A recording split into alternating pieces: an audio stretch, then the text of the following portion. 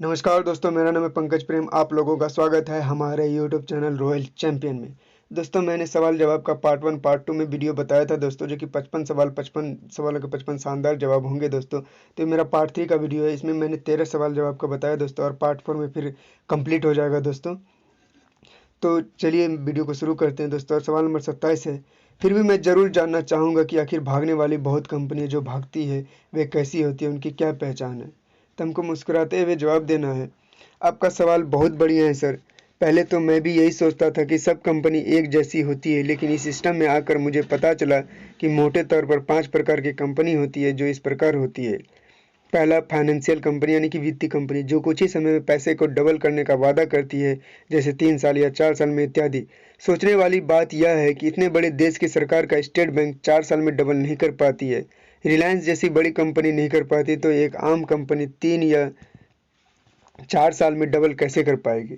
शायद नहीं कर पाएगी, लेकिन पैसे इकट्ठा करके ज़रूर भाग जाएगी। इसकी पहचान ये होती है कि बैंक और पोस्ट ऑफिस की तुलना में जल्दी डबल करने का वादा करती है, और जिसे पूरा करने का सवाल ही नहीं उठता। इनसे बचकर रहने में ही भलाई है।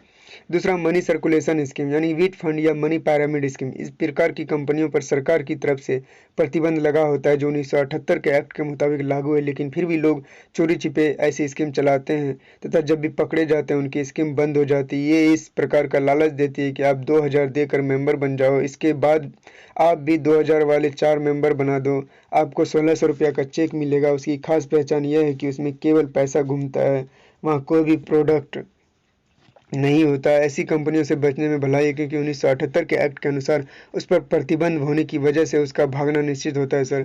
तीसरा, कमर्शियल सामान बनाने वाली कंपनियां। ये कंपनी ऐसी होती है जो सामान बनाती है और पारंपरिक तरीके से बाजार में सामान बेचती है, जिनकी डिमांड और सप्लाई का कार्य चलता रहे तो यह चलती रहती है, और नहीं चले तो मालिक इनको बंद कर देता है। लेकिन इस केस में आम जनता का कोई नुकसान या फायदा नहीं होता।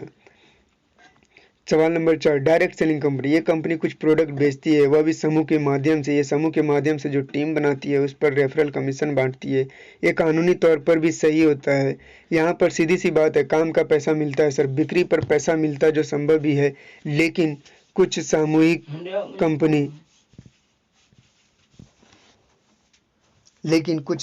कंपनी नॉन वर्किंग प्लान लेकर आती है, जो कि संभव नहीं होता कि बिना काम का पैसा मिलता है। काम करके पैसा मिलने वाली कंपनी में कहीं भी कोई भी दिक्कत नहीं होती है, लेकिन इनके साथ कुछ उल्टा ही हो जाता है। पहले और दूसरे की कंपनियों के मामले में वे लोगों को छोड़कर भागती थी, लेकिन डायरेक्ट सेलिंग कंपनी का मामला कुछ उल्टा ही होता है। अगर डायरेक्ट सेलिंग में मजबूत लीडर है तो सेल्स आती रहती है और कंपनी हमेशा चलती रहती है। वैसे भी डायरेक्ट सेलिंग कंपनी के भागने का सवाल ही नहीं उठता है, क्योंकि पैसे के बदले सामान मिल ही जाता है। इसके अलावा भागने का सवाल ही नहीं उठता। उदाहरण के तौर पर आपने बाजार से एक पेन खरीदा और कुछ दिन बाद वह दुकान बंद हो जाती है, तो हम यह कहते हैं कि फलाना दुकानदार हमारे पैसे लेकर भाग गया। वैसे यह कंपनी आज की तारीख में डायरेक्ट सेलिंग के इतिहास का ब्रांड बन चुकी है। सवाल नंबर 28, यह बिजनेस नहीं चलता। हम कईयों को जानते हैं जो इस बिजनेस को छोड़ चुके हैं। तो उनको मुस्कुराते हुए जवाब देना है, सर आप बिल्कुल सही बोल रहे हैं, मैं आपकी बात समझ सकता हूँ। पहले मैं भी यही सोचता था, लेकिन मुझे वास्तविकता का पता चला तो मैंने पाया कि ऐसा नहीं है। यह आंकड़ों से जाहिर होता है कि लगभग 50% लोग इस बिजनेस को 3 महीनों के भीतर छोड़ देते हैं, और उनमें से अधिकांश बिना किसी से बात के ही इसे छोड़ देते हैं। और आप ऐसे कईयों को जानते होंगे सर, जो पीएमटी यानी प्री मेडिकल टेस्ट में फेल हो गए। तो क्या पीएमटी बंद कर दी जाए, या फिर मेडिकल कॉलेज में ताला डाल दिया जाए? डॉक्टर बनने के लिए आप किसके संपर्क में आएंगे, जो पीएमटी पास हो गया हो या उसके जो पीएमटी फेल हो गया हो?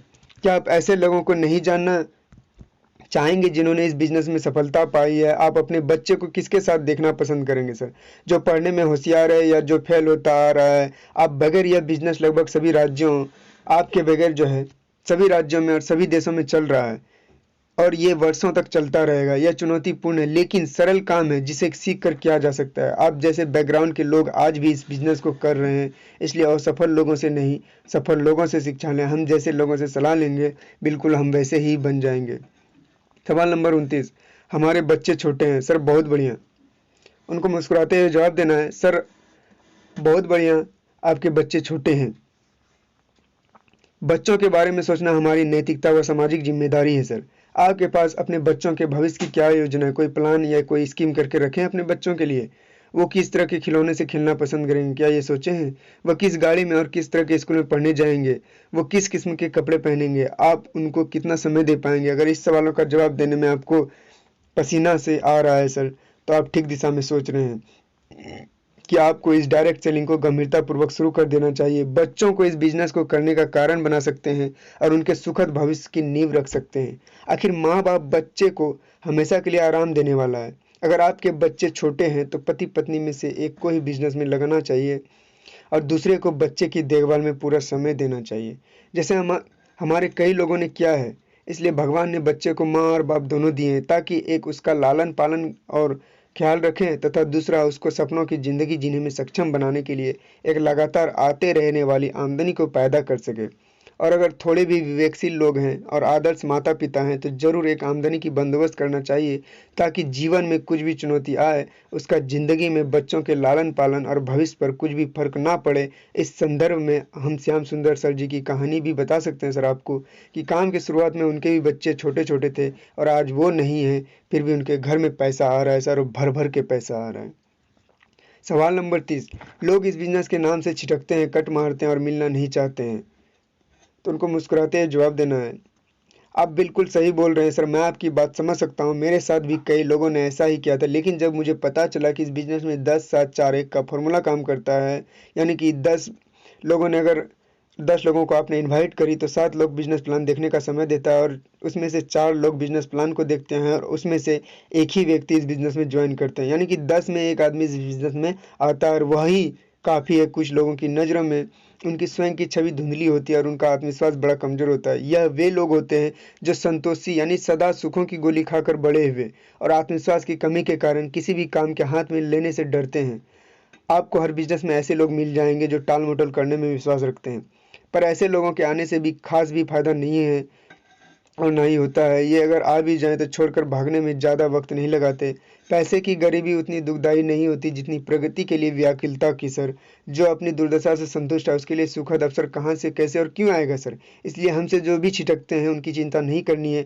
जो लोग हर रोज़ भगवान के सामने अगरबत्ती लगाते हैं और कहते हैं भगवान मेरी किस्मत अच्छी कर दे, मैं आम जिंदगी नहीं जीना चाहता, और कहता है बस एक बार मौका दे दो, अगर परिवार का इतिहास ना लिख दिया तो कहना अगर आपके घर में लड़का या लड़की पैदा हुई है तो मतलब साफ है कि भगवान ने उसके लिए लड़की या लड़का पहले ही पैदा कर दिया है जिसके साथ उनकी शादी होगी। आपका काम तो उसको खोज निकालने का है सर। अगर आपको भगवान ने यह बिजनेस दे दिया है तो भी मतलब साफ है कि भगवान ने वो लोग पहले ही भेज दिए हैं जो आपके बिजनेस में सहयोग करेंगे। आपकी जिम्मेदारी तो सिर्फ इतनी है कि आप बस उन लोगों को खोज निकालें। ऐसे लोग जो बोल कर भी नहीं आते हैं वे आपकी खोज का हिस्सा नहीं है। उन लोगों की परवाह करके आप अपना भविष्य खतरे में क्यों डाल रहे हैं सर। सवाल नंबर 31, ये बड़ा कठिन काम है, सफलता की संभावना बहुत कम है, तो उनको मुस्कुराते हुए जवाब देना है। यह प्रारंभ में ही स्पष्ट किया गया है कि डायरेक्ट सेलिंग सरल है पर आसान नहीं है सर। इस दुनिया में 97% व्यक्ति मध्यम वर्गीय एवं असफल है और मात्र 3% जो व्यक्ति है उच्च वर्ग एवं संपूर्ण सफल है। उच्च प्रतियोगिता में सफल होते हैं। कष्ट और कठिनाई का व्यवधान उन्नति की हर दिशा में मौजूद है। ऐसी एक भी सफलता नहीं है जो कठिनाइयों से संघर्ष किए बिना ही प्राप्त हो जाती है। जीवन के महत्वपूर्ण मार्ग विघ्न बाधाओं से सदा भरे रहते हैं। यदि परमात्मा ने सफलता का कठिनाई के साथ गठबंधन ना किया होता, उसे सर्वसुलभ बना दिया होता, तो यह मनुष्य जाति का सबसे बड़ा दुर्भाग्य होता, क्योंकि सफल एवं असफल में कोई अंतर ही नहीं होता। सवाल नंबर 32, पैसा सब कुछ नहीं होता, पैसे से मानसिक शांति नहीं मिलती है, तो उनको मुस्कुराते हुए जवाब देना है। संपन्नता और मानसिक शांति का संबंध व्यक्तिगत स्वभाव पर निर्भर करता है सर। पैसा पानी की तरह है, जिसमें मिलाओ वैसा ही रंग हो जाता है सर। दूध में मिलाओ दूध जैसा, शराब में मिलाओ शराब जैसा। ये केवल भ्रांति यानी भ्रम मात्र है कि पैसा लोगों का दिमाग खराब कर देता है और उसे घमंडी बना देता है। ऐसा कुछ भी नहीं है सर। पैसा अपने आप में एक ऐसी चीज़ है जो मनुष्य को उसकी प्रवृत्ति के अनुसार कार्य करने की क्षमता बढ़ाता है। अगर अच्छी प्रवृत्ति है तो वह और अच्छा बन जाता है और बुरी प्रवृत्ति है तो और बुरा बन जाता है। दूसरी बात, बहुत सारे गरीब लोगों को भी मानसिक शांति प्राप्त करने के लिए धन्ना सेठ होना जरूरी है, लेकिन पैसे की कमी के कारण आप ऐसे तत्वों से वंचित रह जाते हैं जो जीवन को रंगीन बनाते हैं। पैसे से खुशी नहीं खरीदी जा सकती, लेकिन असुविधाएं थोड़ा कम किया जा सकता है। यदि आपको हर समय यह चिंता सताती रहती है कि डॉक्टर की फीस कैसे अदा की जाए, किताबों और स्कूल फीस कब तक दी जा सकेगी, बिजली या फ़ोन का बिल कम कैसे आए, क्या इस साल भी घर की पुताई नहीं हो पाएगी, तो आपका मन कैसे शांति का अनुभव कर सकता है। संपन्न लोग मानसिक शांति के साथ जीते हैं, पर अगर व्यक्ति की मुख्य चिंता यह हो जाए कि संपत्ति की रक्षा किसी भी तरह की जाए, तो मानसिक शांति गायब हो जाती है। मनुष्य संपत्तियों से नहीं बल्कि अपने विचारों एवं नजरिए के कारण ही शांत और सुखी रह सकता है। गुण, कर्म और स्वभाव को उच्च स्तर बनाए बिना, कर्तव्यों को आनंद पूर्वक निभाए बिना प्रचुर संपत्ति प्राप्त कर लेने पर भी चैन से नहीं रहा जा सकता।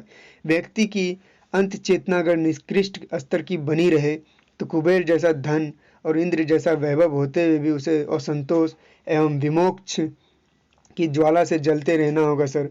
दरिद्रता या संपन्नता इससे तय नहीं होती कि किसी व्यक्ति के पास क्या है, बल्कि इससे तो यह तय होती है कि वह क्या है। यह बिजनेस आपको कितना धन देगा यह तय नहीं है, पर यह तय है कि इसकी शिक्षा से हृदय की विशालता का आभास आपको हो जाएगा। इसका एजुकेशन सिस्टम बहुत शानदार होता है। यह बिजनेस आपके व्यक्तिगत को निखारेगा और आपकी विचारधारा को सकारात्मक और प्रगतिशील बनाएगा। इसमें किसी को भी रत्ती भर का संदेह नहीं करना चाहिए। जो वस्तु जितनी कठिनाई से और जितना खर्च करके मिलती है, वह उतनी ही आनंददायक होती है। प्रतिभा किसी पर आसमान से नहीं उतरती है, वह अंदर से ही जागती है सर। उसे जगाने के लिए केवल मनुष्य होना ही पर्याप्त है। वह अन्य कोई प्रतिबंध नहीं मानती है। वह सर्व गुणों को छोड़कर रविदास जी और कबीर का वर्णन करती है, तो कभी सिद्धार्थ और महावीर जैसे राजकुमारों पर भी विराजित होती है। बलवान सुंदरों को छोड़कर गांधी जैसे कमजोर शरीर और चाणक्य जैसे कुरूपों को वह प्राप्त होती है। उसके अनुशासन में जो आ जाता है, वह बिना भेदभाव के उसका वर्णन कर लेती है। और अब यह कठिन काम है, इसलिए तो करना है, वरना आप अपने बच्चों को ICW मेडिकल या इंजीनियरिंग कॉलेज में जाने के नाम से डरा क्यों नहीं देते। अगर आसमान को जिद है बिजलियां यहाँ गिराने की, तो हमें भी जिद है सर आसियां यहाँ बनाने की। सवाल नंबर 33, इसमें आना था तो पहले आना था, जो पहले आ गए वो अच्छा कमा गए, अब इसमें कुछ नहीं रखा है। तो उनको मुस्कुराते हुए जवाब देना है सर जी आपका कहना बिल्कुल सही है, परंतु ऐसा नहीं है। सारा बिजनेस प्रोडक्ट पर आधारित है, जिनकी संख्या समय के साथ बढ़ती है। अतः इसमें आने का सबसे सही समय अभी है। पहले आना था कहकर आप यह मान रहे हैं कि आप पहले ना आकर गलती कर चुके हैं। अब आप दूसरी गलती यह कर चुके हैं कि इसमें आने में देर कर रहे हैं सर। अगर आप अपनी जानकारी थोड़ा बढ़ाएं तो आपको यह पता चल पाएगा कि डायरेक्ट सेलिंग में ऐसा कई बार हुआ है कि नए एसोसिएट ने पुराने एसोसिएट को पीछे छोड़ दिया है सर। ऐसे भी कई एसोसिएट हैं जो बाद में आए, पर जिनकी आमदनी अपने अपलाइन से बहुत ज़्यादा है। जैसे हमारे महागुरु श्री नवज्योति बस 25 महीने में डायमंड बन चुके थे और 30 महीने में 2 ID से डायमंड बन गए। अपने अपलाइन से बड़ा करोड़ों का बंगला और टॉप मॉडल फॉर्च्यूनर कार, जो आज के दिन में लगभग आधा करोड़ का गाड़ी है सर, और अपने अपलाइन से ज़्यादा दोनों हैंड में रेड कलर एवं डायमंड लीडर हैं। आपकी आमदनी आपके आने के समय से तय नहीं होती है, बल्कि तय होती है आपकी लगनशीलता से तथा आपकी प्रतिबद्धता से। यह कोई पैरामिड स्कीम या चैन सिस्टम नहीं है। अतः यह सोचना बिल्कुल गलत है सर, जबकि सैप शॉप में सैकड़ों डायमंड अपने अपलाइन से ज़्यादा पैसा कमा रहे हैं। हम घर घर जाकर हाथ नहीं जोड़ सकते और ना ही किसी का दरवाज़ा खटखटा सकते। तो उनको मुस्कुराते हुए जवाब देना है, सर आप बिल्कुल सही बोल रहे हैं। पहले मुझे भी यही लगता था कि ये दरवाजे खटखटाने का, घर घर जाकर हाथ जोड़ने का और सेल्समैन जैसा काम है, लेकिन जब इसकी विस्तार से जानकारी ली तो पता चला कि यह ऐसा कुछ नहीं है। यह तो बेहद बहुत पवित्र और नैतिकता का कार्य है। इसके माध्यम से हम लोगों को कुछ बेचने वाला सेल्समैन नहीं बनाते हैं। इस बिज़नेस में हम खुद भी एक बिजनेस लीडर की शिक्षा लेते हैं और दूसरों को भी एक सुलझा हुआ सकारात्मक जोशीले लीडर बनने की शिक्षा देते हैं, जिससे उसका पूरा नज़रिया बदल कर सारी दुनिया ही उसके लिए खुशनुमा हो जाए। उसे प्रभावित ना करें, वह हालात में अपने आप को और आगे बढ़ता ले जा सके। क्योंकि हम यहाँ पर विशाल संगठन बनाते हैं, उसको नेतृत्व करते हैं तथा नेतृत्व करना सिखाते हैं, ताकि जब हमारा संगठन मजबूत हो जाए तब हमारा बिजनेस ऑटो पायलट हो जाएगा और हमें ज़िंदगी की सच्ची और सभी लोगों की दिल की इच्छा समय तक पैसे की आज़ादी मिल सके। हम सामान बेचने के बिजनेस में नहीं हैं, हम तो लीडर बनने, टीम बनाने और लोगों को लीडर बनाने के बिजनेस में है सर। अब रहा सवाल दरवाजे खटखटाने का, तो ज़िंदगी में जीना है तो ऐसा कोई भी माइकल लाल नहीं है जो इस दुनिया में किसी न किसी का दरवाज़ा खटखटाता ना हो। और मुझे विश्वास है इस बिज़नेस के अलावा भी हम और आप दरवाज़ा खटखटाते खटखटाते ही हैं। कभी बड़े पदाधिकारी का दरवाज़ा, कभी बॉस का दरवाज़ा, कभी डॉक्टर का दरवाज़ा, कभी मित्र का दरवाज़ा और कभी बच्चे की टीचर का दरवाज़ा। ज़रा आप सोच कर बताइए सर, आपके परिवार के लोग नौकरी के लिए कितने दरवाज़ों पर मैं आई कम इन सर कह चुके हैं। अपनी लड़की या लड़की की शादी के लिए कितनों के दरवाजे खटखटाए होंगे। आपने बच्चों को मनपसंद स्कूल में एडमिशन कराने के लिए कितने पापड़ बेले होंगे सर आपने। अब आते हैं घर घर जाने की बात पर। यह बिजनेस हम साप्ताहिक फ्री में टॉप लीडर द्वारा आयोजित रेगुलर ट्रेनिंग मीटिंग सेमिनार के माध्यम से करते हैं। घर घर जाने का सवाल ही नहीं उठता। वैसे भी डायरेक्ट सेलिंग कंपनी सारे प्रोडक्ट की डिलीवरी घर पर देती है। सबसे पहली बात तो यह है कि सेल्समैन काम कोई लज्जाजनक काम नहीं है। दुनिया में सबसे ज़्यादा बिजनेस सेल्स के नाम पर ही होता है, इसलिए सेल्समैन काम भी उतनी ही इज्जत का है जितना कोई दूसरा काम। सेल्समैन उन लोगों से 1000 गुना अच्छा है जो घूस लेकर काम करते हैं। मैं सेल्समैन जैसा नहीं हूँ कहकर हम दो गलती एक साथ कर रहे हैं सर। पहली तो यह सेल्समैन को छोटा और ख़राब कह रहे हैं, और दूसरी जो छोटी बुद्धि का सूचक है ये कि आप ये गलत फहमी भी पाल रहे हैं कि आप कुछ बेच नहीं रहे, क्योंकि हर इंसान समय, सेवा या विचार ही देखता है सर, और कुछ नहीं। सवाल नंबर 35, आपने कौन सा तीर मार लिया है? आपको कितने का चेक आ रहा है? आप कब से इस बिजनेस में हैं और आज आपका लेवल क्या है? तो उनको मुस्कुराते हुए जवाब देना है, सर आप बिल्कुल सही बोल रहे हैं, मैंने भी अपने अपलाइन से यही सवाल किया था, लेकिन मुझे एक वास्तविकता का पता चला कि ये बिजनेस एक अनूठा है, इसमें हम बंधे नहीं हैं। हम चाहे तो अपने स्पॉन्सर से ज़्यादा तीर मार सकते हैं, ज़्यादा सफलता ले सकते हैं। इसमें अगर हमारा स्पॉन्सर ने तीर भी मारा हो, लेकिन हमको तो तीर मारने का मौका ही देता है, और हम चाहे तो ज़रूर तीर मार सकते हैं। वैसे भी सर आज कल तीर मारने का ज़माना चला गया है, अब तो मिसाइल का ज़माना आ गया है, इसलिए तो हम इस बिज़नेस में हैं। यहाँ पर हमारे जैसे या उससे भी नीचे तक के व्यक्ति ने बढ़िया काम करके यहाँ से अब 40 से 50 हज़ार रुपये महीने, 70 से 80 हज़ार रुपये महीने, 1 लाख से 2 लाख रुपये महीने भी ले रहे हैं। अब सवाल ये है कि आप और अपने आप को कौन सी श्रेणी में लाना चाहेंगे, क्योंकि दूसरे के कमीशन चेक से आपके विश्वास को बल तो मिलेगा सर, लेकिन मज़ा तो चेक लेने में ही आएगा सर। सवाल नंबर 36, लोग क्या कहेंगे? कहीं भी मिलने जाएंगे तो लोग मिलने से कतराएंगे, तो उनको जवाब देना है, सबसे बड़ा रोग क्या कहेंगे लोग। सर आप बिल्कुल सही बोल रहे हैं, मैं भी यही सोचता था कि इस बिज़नेस में काम करूंगा तो लोग क्या कहेंगे, लेकिन मुझे एक बात बताई गई जो मेरे अंदर तक घर कर गई। इजाज़त हो तो शेयर करूं। सर मुझे बताया गया कि लोग हर परिस्थिति में कहेंगे, चाहे आप कुछ भी करें। आपने भगवान शिव और पार्वती की कहानी सुनी होगी। जब वे दोनों घोड़े पर चले और पार्वती को घोड़े पर बैठा हुआ देखा तो लोगों ने बोला, देखो कैसी स्त्री है, पति परमेश्वर होता है और उसको पैदल चला रही है और खुद घोड़े पर बैठी है। जब शिव जी अकेले घोड़े पर बैठे तो उन्होंने बोला, देखो कैसा मर्द है, नारी अबला होती है और उसको पैदल चला रहा है और खुद घोड़े पर बैठा है। और जब दोनों पैदल चलने लगे तो बोले, देखो कैसा मूर्ख है, साथ में घोड़ा है और दोनों पैदल चल रहे हैं। अब आप खुद ही बताएं, इसके अलावा भगवान शिव और माता पार्वती क्या कर सकते थे? जब लोगों ने भगवान को ही नहीं छोड़ा तो हम किस खेत की मूली हैं सर।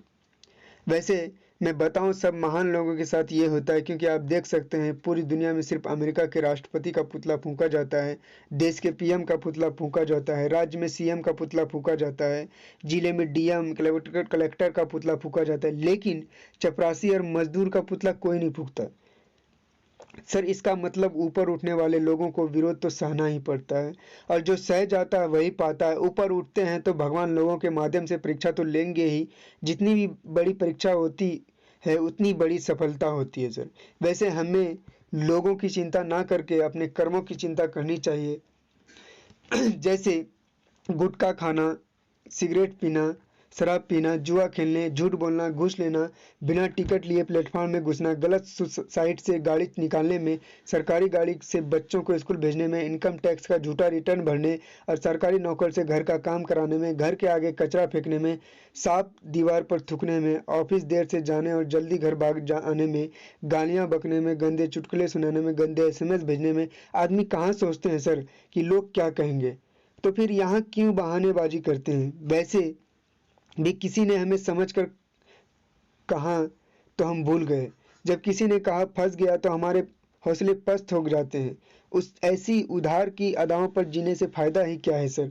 हमें खुद के मंतव्य पर जीना चाहिए या नहीं, कार्य को कल पर टालना नहीं चाहिए सर। सवाल नंबर 37। सब सही है साहब, आपकी हर बात ठीक है, पर मैं तो एक को भी राजी नहीं करा सकता, मेरे कहने से तो कोई नहीं आएगा। तो उनको मुस्कुराते हुए जवाब देना है, सर आप बिल्कुल सही बोल रहे हैं, पहले जब मैंने यह बिजनेस को देखा तो मुझे भी ऐसा ही लग रहा था, लेकिन मेरे कहने से कोई नहीं आएगा। लेकिन जब मेरे स्पॉन्सर ने बताया कि हमारे दिमाग में ऐसा क्यों नहीं आ रहा कि हम किसी को राजी नहीं करा पाएंगे और हमारे कहने से कोई नहीं आएगा, तो इसका मतलब यहाँ है कि हमारा आत्मविश्वास बहुत कम है और हमारे समाज में कोई सामाजिक प्रतिष्ठा नहीं है। सबसे पहले तो हमें अपने आत्मविश्वास को जागृत करना होगा सर, क्योंकि बिना आत्मविश्वास के आमदनी कहीं भी कामयाब आदमी जो है कि कहीं भी कामयाब नहीं हो पाता है। और दूसरी बात, हमारी सामाजिक प्रतिष्ठा भी अच्छी होनी चाहिए और हमें ऐसे संगठन से जुड़ने चाहिए जहां हमें सम्मान भी मिले, और यह बिजनेस इन दोनों चीज़ों के अलावा कई अन्य चीज़ें भी दिलाने में सक्षम है। दूसरा, इस बिजनेस में हमें राजी कराना पड़ेगा ऐसा कुछ नहीं है सर, यह तो ज़िंदगी बदलने वाला अवसर है जिसकी जानकारी कुछ लोगों को देनी होती है। जानकारी लेने के बाद इच्छुक और योग्य प्रोस्पेक्ट खुद ही आपके साथ जुड़ने के लिए प्रेरित हो जाएंगे, और जो इच्छुक नहीं है उसको हमें राजी करने की ज़रूरत नहीं। दूसरा, इस बिजनेस में सब लोग प्रोडक्ट प्रमोट भी नहीं कर सकते हैं, यहाँ 10 से 4 एक का रूल कार्य करता है सर, इसलिए हमें चिंता करने की ज़रूरत नहीं है और ना ही खुद को अंडर एस्टिमेट करने की। शुरुआत में मुझे भी लगा कि पता नहीं टीम बना पाऊंगा या नहीं, लेकिन आज मुझे ये कहते हुए फक्र होता है कि सर 2 की नहीं, 20 की नहीं और 200 की नहीं, मेरी टीम लगातार बढ़ ही रही है। वैसे हमारे अपलाइन ऐसे हैं जिनकी टीम हजारों लाखों की है, तो हमारी और आपकी क्यों नहीं हो सकती है सर। सवाल नंबर 38। ये टोपी पहनाने का धंधा है, आपको किसी ने पहना दी तो हमको पहनाने चले आए। तो उनको मुस्कुराते हुए जवाब देना, आप बिल्कुल सही बोल रहे हैं सर, ये टोपी पहनाने का ही बिजनेस है, लेकिन ये टोपी पहनकर बहुत सारे लोगों ने अपनी और अपने परिवार की ज़िंदगी बदली है, बहुत से छुटकारा पाया है, देश विदेश की यात्रा करके अपने नाम के साथ करोड़पति लगाया है, साइकिल से कार तक पहुँचे हैं।